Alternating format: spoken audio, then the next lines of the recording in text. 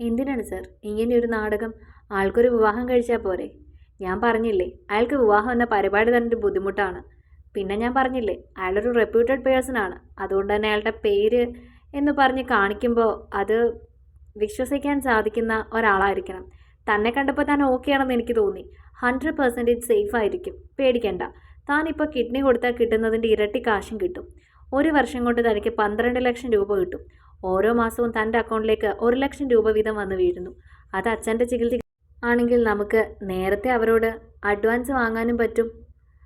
എന്നിട്ട് എത്രയും പെട്ടെന്ന് അച്ഛൻ്റെ ഓപ്പറേഷൻ നടത്താം. പെട്ടെന്ന് ഞാനിപ്പോൾ എന്താ പറയുക? തനിക്ക് താല്പര്യമില്ലെങ്കിൽ ഓക്കെ, പക്ഷെ ആരോടും പറയരുത്.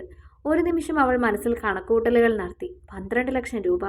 അമ്മയെ ചികിത്സിക്കാം, അച്ഛൻ്റെ ഓപ്പറേഷൻ നടത്താം, കുഞ്ഞിക്ക് വേണ്ടി എന്തെങ്കിലും ചെയ്യാം. ഏട്ടൻ ബാക്കി വെച്ച് പോയ സ്വപ്നങ്ങളെല്ലാം തന്നിലൂടെ നിറവേറുമെങ്കിൽ താൻ ഒരാളുടെ ജീവിതം ഉരുകിയാലും സാരമില്ല. എനിക്ക് സമ്മതമാണ് സർ.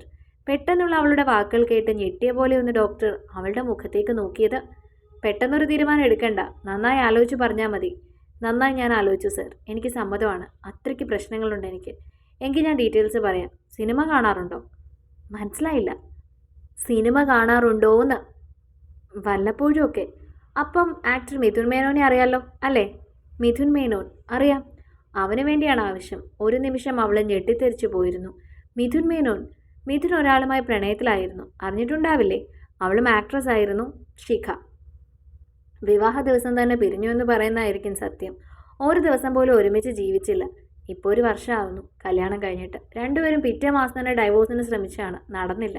പിന്നീട് 6 മാസം കഴിഞ്ഞപ്പോൾ മുതൽ അവർ ശ്രമിക്കുന്നുണ്ട്. ശിഖയായിരുന്നു ഒപ്പിട്ട് കൊടുക്കാതിരുന്നത്, ഇപ്പോൾ നൽകി. ഇന്നോ നാളെയോ വിധി വരും. ബാക്കി കാര്യങ്ങളൊക്കെ ഞാൻ അവനോട് സംസാരിച്ചിട്ട് തന്നെ അറിയിക്കാം. ശരി സർ.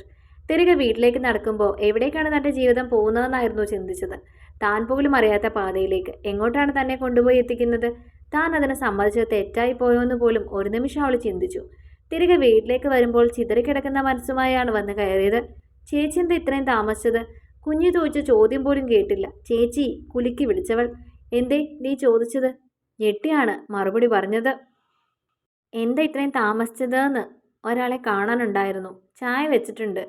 ചേച്ചി ചായ ചൂടാക്കി തരാം. വേണ്ട, കുറച്ച് ചൂടുവെള്ളം മതി. അവൾ അകത്തേക്ക് പോയപ്പോഴാണ് പെട്ടെന്ന് ടി വിയിൽ ആ വാർത്ത കേട്ടത്. നടൻ മിഥുൻ മേനോൻ ഡിവോഴ്സ് നേടി. നടി ശിഖ ശങ്കറും മിഥുനും ഇന്ന് രാവിലെ 11 മണിക്ക് ഔദ്യോഗികമായി വേർപിരിഞ്ഞു. ഒരു നിമിഷം ടി വി സ്ക്രീനിലെ ആ ചിത്രത്തിലേക്ക് നോക്കി. ആഡംബര കാറിൽ വന്നിറങ്ങി കോടതി വരാന്തയിൽ നിൽക്കുന്ന മിഥുൻ മേനോൻ. ഒരു നിമിഷം ഡോക്ടർ പറഞ്ഞ കാര്യങ്ങളൊക്കെ മനസ്സിലേക്ക് വന്നു. ഇയാളുടെ പല ചിത്രങ്ങൾ കണ്ടിട്ടുണ്ടെങ്കിലും ഇങ്ങനെ ശ്രദ്ധിക്കുന്നത് ആദ്യമാണെന്ന് അവൾ ഓർത്തു. സിനിമകളിൽ പലപ്പോഴും മികച്ച ഭർത്താവായും കാമുകനുമായും ഒക്കെ നിറഞ്ഞാടിയവൻ ജീവിതത്തിൽ എന്തേ പരാജയമായത്? അതായിരുന്നു മനസ്സിൽ നിറഞ്ഞ ചോദ്യം. ഒരു വിവാഹം കൊണ്ട് വിവാഹ ജീവിതം തന്നെ അയാൾ മടുത്തെങ്കിൽ അത്രമേൽ തീക്ഷ്ണമായ ജീവിതാനുഭവങ്ങളായിരിക്കില്ലേ അയാൾക്കവിടെ സംഭവിച്ചിട്ടുണ്ടാവുക? മറ്റൊരു കാറിൽ വന്നിറങ്ങുന്ന ശിഖാശങ്കറിനെയും കാണിക്കുന്നുണ്ട്. സ്ട്രെയിറ്റ് ചെയ്ത നീളൻ മുടി പിന്നിലേക്ക് ഇട്ടിരിക്കുന്നു. ഒരു നാടൻ മുഖമാണ് അവർക്ക്. തനിക്ക് ഒരുപാട് ഇഷ്ടമായിരുന്നു. അവരെ ഇരുവരും പ്രണയിച്ചാണ് വിവാഹം കഴിച്ചതെന്ന് അന്നത്തെ ഇൻ്റർവ്യൂകളിലൂടെ അറിഞ്ഞിരുന്നു. പിന്നെ എന്താണ് ഇവർക്കിടയിൽ സംഭവിച്ചത്? അതറിയാനായിരുന്നു മനസ്സിൽ ത്വര നീണ്ടു നിന്നത്. പെട്ടെന്ന് ഫോൺ അടിച്ചപ്പോഴാണ് ബോധത്തിലേക്ക് വന്നത്. നോക്കിയപ്പോൾ ഡോക്ടറാണ്. വീണ്ടും ഒരു വിറയൽ ശബ്ദത്തിലേക്ക് കയറി. എങ്കിലും പെട്ടെന്ന് തന്നെ കോൾ ബട്ടൺ അമർത്തി. സരയു തിരക്കിലാണോ? അല്ല സർ, പറഞ്ഞോളൂ. ഞാൻ മിഥുനെ വിളിച്ചിരുന്നു. അവൻ തന്നെ ഒന്ന് കാണണമെന്ന് പറഞ്ഞു. തന്നെ അവനൊന്ന് കാണണ്ടേ? അങ്ങനെ ഒരു ചടങ്ങില്ലേ? ചടങ്ങും അങ്ങനെയല്ലേ? അവന് ഓക്കെ ആണോ നോക്കണ്ടേ? ഒന്നാണെങ്കിലും അവനൊരു സെലിബ്രിറ്റി അല്ലേ? എങ്ങനെയാണ് സർ കാണുന്നത്? നിങ്ങളുടെ നാട്ടിൽ ഒരു പടത്തിൻ്റെ ഷൂട്ടിംഗ് ഒരാഴ്ചയ്ക്കുള്ളിലുണ്ട്. അപ്പോൾ അവൻ ഹോട്ടൽ പാലസിലുണ്ടാവും. അവിടേക്ക് തനിക്ക് വരാൻ പറ്റുമോ? അയ്യോ, ഹോട്ടലിലേക്ക് ഞാൻ വരില്ല സർ, എനിക്ക് പേടിയാ. നിഷ്കളങ്കമായി അവളുടെ മറുപടി കേട്ട് അവന് ചിരി വന്നിരുന്നു. പേടിക്കണ്ട, പ്രശ്നക്കാരനൊന്നുമല്ല. എങ്കിലും അവിടേക്ക് ഞാൻ വരില്ല. ഓക്കെ, ഒരു കാര്യം ചെയ്യാം. ഇവിടെ അധികം ആൾക്കാർക്ക് ഇല്ലാത്ത ഏതെങ്കിലും ഒരു സ്ഥലം തനിക്കറിയാമെങ്കിൽ പറഞ്ഞോളൂ. ക്രൗഡ് പാടില്ല. അവന് തന്നെ സ്വസ്ഥമായി കണ്ട് സംസാരിക്കാനാണ്. അത് ഞാൻ ആലോചിച്ചിട്ട് വൈകിട്ട് വിളിച്ച് പറഞ്ഞാൽ മതിയോ? മതി, വൈകിക്കരുത്. ആ സ്ഥലം അവനും ഓക്കെ ആണെങ്കിൽ അവിടെ വെച്ച് കാണാം. സാർ ഉണ്ടാവില്ലേ? ഞാനുണ്ടാവും. ഇങ്ങനെ ഭയക്കേണ്ട കാര്യമൊന്നുമില്ല. അവനൊരു സെലിബ്രിറ്റി ആണെങ്കിലും നമ്മളെപ്പോലെ തന്നെ ഒരു മനുഷ്യനല്ലേ? അതല്ല സർ, ഒറ്റ ദിവസം കൊണ്ട് എന്തൊക്കെ മാറ്റങ്ങളാണ്. അതിൻ്റെ ഒരു പരിഭ്രമം. ഐ നോ, മിഥുൻ നല്ല ആളാണ്. ഈ കാര്യമൊക്കെ അവൻ അക്സെപ്റ്റ് ചെയ്താൽ തുടർന്ന് അങ്ങോട്ടും തന്നെ ഹെൽപ്പ് ചെയ്യും. അവൻ ഒരുപാട് ചാരിറ്റിയൊക്കെ നടത്തുന്ന ആളാണ്. ശരി സർ, സ്ഥലം ഞാൻ ആലോചിച്ചിട്ട് വിളിച്ചു പറയാം. ഓക്കെ സറിയു. ഒരുപാട് ആലോചിച്ചാണ് വീണ്ടും ഡോക്ടറുടെ നമ്പർ ഡയൽ ചെയ്തത്. പറയൂ സറിയു, അങ്ങനെയാണ് ആദ്യം പറഞ്ഞത്. സാർ, ഇവിടെ ഒരു അമ്പലമുണ്ട് കുന്നിൻ്റെ മുകളിൽ. അങ്ങനെ ആരും വരാറില്ല. വല്ലപ്പോഴും ആരെങ്കിലും വന്നാലായി. അവിടേക്ക് വരാൻ പറ്റുമോ? വഴി ഞാൻ മെസ്സേജ് ചെയ്യാം. ഓക്കെ സാറേയോ, അവിടെ വെച്ച് കാണാം. ഒരു 3 മണിക്ക് കാണാൻ പറ്റില്ലേ? പറ്റും സാർ. ശരി എന്നാൽ. അപ്പം നാളെ 3 മണിക്ക് കാണാം. അതും പറഞ്ഞ് അയാൾ ഫോൺ വെച്ചപ്പോഴും ഒരു തീരുമാനമെടുക്കാൻ കഴിയാതെ മനസ്സ് ചഞ്ചലപ്പെടുന്ന അറിയുന്നുണ്ടായിരുന്നു. പക്ഷേ ഈ തീരുമാനം അതിപ്പോൾ തൻ്റെ കുടുംബത്തിന് അനിവാര്യമാണെന്നും അവൾക്ക് തോന്നിയിരുന്നു. ഒരുപക്ഷെ ഉണ്ണിയേട്ടൻ്റെ ആത്മാവായിരിക്കും ഒപ്പം. ഒരുപാട് ആഗ്രഹിച്ചതാണ് കുഞ്ഞിയുടെ ജീവിതവും തൻ്റെ ജീവിതവും അങ്ങനെ എല്ലാവരുടെയും ജീവിതം സുരക്ഷിതമാക്കാൻ. ഉണ്ണിയേട്ടൻ പോയതോടെ ഈ വീട്ടിലെ മൂത്ത കുട്ടി താനായില്ലേ. താൻ വേണ്ട എല്ലാ കാര്യങ്ങളും ചെയ്യാൻ എന്തൊക്കെയോ ആലോചിച്ച് കിടന്നുറങ്ങി. കാലത്ത് എഴുന്നേൽക്കൽ ഓരോ ജോലികൾ ചെയ്യുമ്പോഴും മനസ്സ് മറ്റെവിടെയോ ആയിരുന്നു. സമയം പോയിക്കൊണ്ടിരിക്കും തോറും ഉള്ളിൽ പരിഭ്രമം ഏറി വന്നു. അവസാനം പോകാനായി തയ്യാറെടുക്കുമ്പോൾ ഈശ്വരന്മാരുടെ മുൻപിൽ വന്ന് കൈകൾ കൂപ്പി വർഷങ്ങൾക്ക് ശേഷം ഒന്ന് പ്രാർത്ഥിച്ചു, ഒപ്പം കൂടെ ഉണ്ടാകണമെന്ന്. ചെയ്യുന്നത് ശരിയോ തെറ്റോ എന്ന് അറിയില്ല. അവിടെ എത്തി കുറച്ച് സമയങ്ങൾക്ക് ശേഷമാണ് ഡോക്ടർ വിളിക്കുന്നത്. ഞങ്ങളങ്ങോട്ട് എത്താറായി. ഞാനിവിടെയുണ്ട്. വണ്ടി കയറി വരുന്ന സ്ഥലമാണ്. ശരി. കുറച്ച് സമയങ്ങൾക്ക് ശേഷം ബുദ്ധിമുട്ടി ഉരുളൻ കല്ലുകൾക്കിടയിലൂടെ ഒരു ആഡംബരക്കാർ ഒഴുകി വരുന്നത് അവൾ കണ്ടു. അതിൽ നിന്നും ആദ്യം ഇറങ്ങിയത് ഡോക്ടറാണ്. സരയു കുറേ നേരമായോ വന്നിട്ട്? കുറച്ചു നേരമായി. കുറച്ച് നിമിഷങ്ങൾക്ക് ശേഷമാണ് ഡ്രൈവിംഗ് സീറ്റ് തുറക്കപ്പെട്ടത്. അതിൽ നിന്നും കൂളിംഗ് ഗ്ലാസ് വെച്ച് ഒരാൾ ഇറങ്ങിയതും ഒരു നിമിഷം ആ മനുഷ്യനെ നേരിട്ട് കണ്ടപ്പോൾ ശ്വാസം നിൽക്കുന്നത് പോലെ തോന്നിയിരുന്നു സരയുവിന്. കൗമാരം ചിറകടിച്ച കാലം മൂലം എത്രയോ ചിത്രങ്ങൾ കണ്ടിരിക്കുന്നു. നേരിട്ട് ആദ്യമായാണ്. ഒരു നിമിഷം മറ്റെല്ലാം മറന്ന് ആദ്യമായി ഒരു സിനിമാ നടനെ കാണുന്ന കൗതുകത്തോടെ തന്നെ ആ മുഖത്തേക്ക് നോക്കി നിന്നു. പർപ്പിൾ നിറത്തിലുള്ള കോട്ടൺ ചുരിദാറിട്ട് തലമുടിയിൽ എണ്ണയും ചെമ്പകപ്പൂവിൻ്റെയും മാത്രം അലങ്കാരത്തോടെ നിൽക്കുന്ന പെൺകുട്ടിയെ ഒരു വിചിത്ര ജീവിയെ എന്ന പോലെ അയാൾ നോക്കി. പരിചയപ്പെടുത്തേണ്ട ആവശ്യമില്ലല്ലോ, മിഥുൻ. ഡോക്ടർ പറഞ്ഞപ്പോഴാണ് വർത്തമാനകാലത്തേക്ക് അവൾ തിരിച്ചു വന്നത്. അറിയാം മിഥുൻ, ഇതാണ് സരയു. തൻ്റെ മുഖത്തേക്ക് നോക്കി ഒന്ന് പുഞ്ചിരിച്ചിരുന്നു ആൾ. എൻ്റെ പ്രശ്നങ്ങളൊക്കെ ഞാൻ സനൂപിനോട് പറഞ്ഞിട്ടുണ്ട്. ഓക്കെ അല്ലേ താൻ? സിനിമയുടെ അഭ്രപാളിയിൽ കേട്ട സ്വരം ആദ്യമായി നേരിട്ട് കേട്ടപ്പോൾ ഒരു നിമിഷം അവളൊന്ന് പതറിപ്പോയിരുന്നു. അങ്ങനെ ചോദിച്ചാൽ എൻ്റെ സിറ്റുവേഷൻ ഇപ്പോൾ അങ്ങനെയാണ് സർ. I know. എനിക്കിപ്പോൾ കാശ് കൊടുത്ത് ഈ ഒരു രംഗം മനോഹരമാക്കാൻ ആരെ വേണമെങ്കിലും കിട്ടും. പക്ഷേ അതല്ല. വിശ്വാസമുള്ള ഒരാളായിരിക്കണം. ഡോക്ടർ പറയുന്നു നിങ്ങൾ അങ്ങനെയുള്ള ഒരാളാണെന്ന്. അതുമാത്രമല്ല, 1 വർഷക്കാലം ഞാനും അമ്മയുമുള്ള വീട്ടിലാണ് നിൽക്കേണ്ടത്. അത്രയും എനിക്ക് വിശ്വാസമുള്ള ഒരാളെ മാത്രമേ എനിക്ക് അവിടെ കൊണ്ടുപോകാൻ പറ്റൂ. കാരണം ഞാൻ വീട്ടിലിരിക്കാറില്ല. ഷൂട്ടും കാര്യങ്ങളും ഒക്കെയായി തിരക്കിലായിരിക്കും. അപ്പോൾ വീട്ടിലിരിക്കുന്ന ആൾ പ്രശ്നക്കാരാവരുത്. തന്നെ കണ്ടിട്ട് സനൂപ് പറഞ്ഞ എല്ലാം ശരിയാണെന്ന് എനിക്ക് തോന്നുന്നു. കൂളിംഗ് ഗ്ലാസ് ഊരി ആൾ പറഞ്ഞു. സാർ, ഒരു സംശയം ചോദിച്ചോട്ടെ? മടിച്ചു അവൾ പറഞ്ഞു. ചോദിക്കൂ. എന്തിനാണ് സാർ ഇങ്ങനെയൊരു നാടകം? യഥാർത്ഥത്തിൽ ഒരു പെൺകുട്ടിയെ കണ്ടെത്തി വിവാഹം കഴിച്ചാൽ പോരെ? അതെൻ്റെ പേഴ്സണൽ മാറ്ററാണ്. അത്തരം കാര്യങ്ങളൊന്നും സാരിയും ഇടപെടേണ്ട. തനിക്ക് ആവശ്യമുണ്ട്, എനിക്ക് ആവശ്യമുണ്ട്. 2 ആവശ്യക്കാർ തമ്മിൽ അവരുടെ ആവശ്യങ്ങൾ പറഞ്ഞ് കരാറിൽ ഏർപ്പെടുന്നു. അത്രയേ ഉള്ളൂ. പിന്നെ ഞാനിപ്പോൾ തന്നെ ഒന്ന് കാണാനും കുറച്ചു കാര്യങ്ങൾ സംസാരിക്കാനുമാണ് ഇല്ലാത്ത സമയം ഉണ്ടാക്കി വന്നിരിക്കുന്നത്. എനിക്ക് ഓക്കെയാണ്. തനിക്ക് എന്തെങ്കിലും പ്രത്യേക ഡിമാൻഡ് ഉണ്ടെങ്കിൽ അതിപ്പോൾ പറയാം.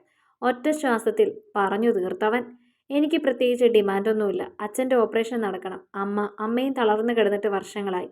കുറച്ച് കാശ് ചിലവാക്കിയാൽ അമ്മയെ എഴുന്നേറ്റ് നടക്കുമെന്നാണ് പറഞ്ഞിട്ടുള്ളത്. അതും വേണം. ഓക്കെ. സനൂപ് അച്ഛനും അമ്മയും എത്രയും പെട്ടെന്ന് ഡോക്ടറെ കാണിക്കണം. നമ്മുടെ നാട്ടിൽ വെച്ച് തന്നെ ഏറ്റവും വലിയ ഹോസ്പിറ്റലായിരിക്കണം അവരുടെ ചികിത്സ. മനസ്സിലായല്ലോ?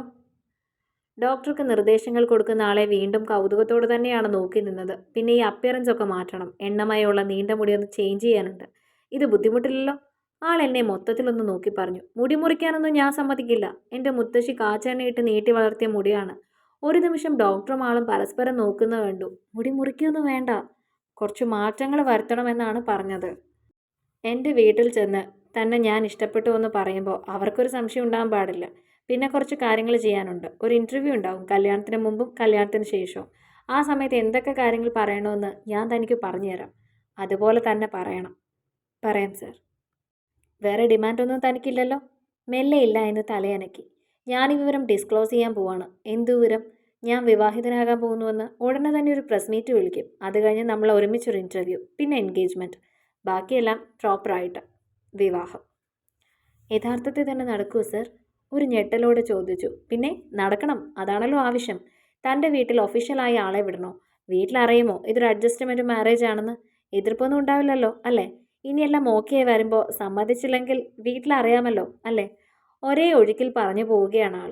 അറിയില്ല സർ, ഞാനൊന്നും പറഞ്ഞിട്ടില്ല സർ. ഇങ്ങനെയൊരു നാടകം എന്നൊക്കെ പറഞ്ഞാൽ ഏതെങ്കിലും വീട്ടിൽ സമ്മതിക്കുമോ?